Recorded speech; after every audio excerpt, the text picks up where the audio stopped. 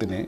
ಏನು ಸಂಡೂರು ಸೋಲಿದೆಯಲ್ಲ, ಇವತ್ತು ಅವರಿಬ್ಬರು ನೀವು ಸೋಲ್ಸಿದ್ದು ನಾವು ಸೋಲ್ಸಿದ್ವಿ ಅಂತಲ್ಲ, ಇವರಿಬ್ಬರು ಒಟ್ಟಿಂದ ಅವರಿಬ್ಬರು ಅಲ್ಲಿ ಸಂಡೂರಲ್ಲಿ ಬಂಗಾರ ಹನುಮಂತ ಹೊಸದ್ಲ ಅಲ್ಲಿನ ಕ್ಷೇತ್ರದ ಪ್ರಜೆಗಳ ನಿರ್ಧಾರದ ಮೇಲೆ ಸೋತಿರೋಂಥದ್ದು. ಅದನ್ನು ಇವ್ರ ಮೇಲೆ ಹೆರ್ಚ್ಕೊಂಡು ಜನಾರ್ದನ್ ರೆಡ್ಡಿ ಸೋಲ್ಸ್ಬಿಟ್ರು, ಶ್ರೀರಾಮುಲು ಸೋಲ್ಸ್ಬಿಟ್ರು, ಇದೆಲ್ಲ ಒಂದು ಪರಿಸ್ಥಿತಿಗೆ ತಕ್ಕ ಮಾತಾಡ್ತಾ ಇದ್ದಾರೆ. ಅಲ್ಲಿನ ಪ್ರಜೆಗಳು ಕೈ ಹಿಡಿದಿಲ್ಲ. ಮತ್ತು ಆಡಳಿತ ಪಕ್ಷ ಇತ್ತು, ಅವ ಬಜೆಟ್ಗಳು ಗ್ಯಾರಂಟಿಗಳ ಮೇಲೆ ಅಲ್ಲಿ ಗೆದ್ದಿರೋದು. ಅದಕ್ಕೆ ಮುಂದಾಳತ್ವ ಜಾಸ್ತಿ ವಹಿಸಿತ್ತು ಸಂಡೂರ್ದು ಏನು ಸಂತೋಷ್ ಲಾಡೋರು ಇರಬೇಕು ಆ ಜಾಗಕ್ಕೆ. ಸೊ ಹಂಗಾಗಿ ಅವ್ರ ಪ್ರಭಾವ ಜೋರಾಗಿತ್ತು, ಒಳ್ಳೆ ನಾಯಕರು ಆಗ ಗೆದ್ದು ಬಂದಿದ್ದಾರೆ. ಅದನ್ನು ಇವರಿಬ್ಬರ ಮೇಲೆ ಸೋಲಾಕಂತ ಇರೋದಕ್ಕೆ ಅರ್ಥನೇ ಇಲ್ಲ. ನಾವು ನೋಡಿರ್ಬೋದು, ವರ್ಣಾದಲ್ಲಿ ಸಿದ್ದರಾಮಯ್ಯವ್ರು ನಿಂತಿದ್ರು, ಬಾದಾಮಿಯಲ್ಲಿ ಸಿದ್ದರಾಮಯ್ಯ ನಿಂತಿದ್ರು. ಸೊ ಎರಡು ಕ್ಷೇತ್ರದಲ್ಲಿ ನಿಂತ ಗೆದ್ದಿತ್ತೆಲ್ಲವರು ಸ್ವಕ್ಷೇತ್ರದಲ್ಲಿ ಗೆದ್ರು, ಇಲ್ಲ ಪರಕ್ಷೇತ್ರದಲ್ಲಿ ಬಾದಾಮಿಯಲ್ಲಿ ಗೆದ್ರು. ಅದನ್ನು ನಾವು ಒಂದು ಯೋಚನೆ ಮಾಡಿದಾಗ ಜನಗಳ ನಿರ್ಧಾರದ ಮೇಲೆ ಎಲೆಕ್ಷನ್ ನಡೀತದೆ, ಯಾರ ವೈಯಕ್ತಿಕ ಮೇಲೆ ನಡೆಯಲ್ಲ.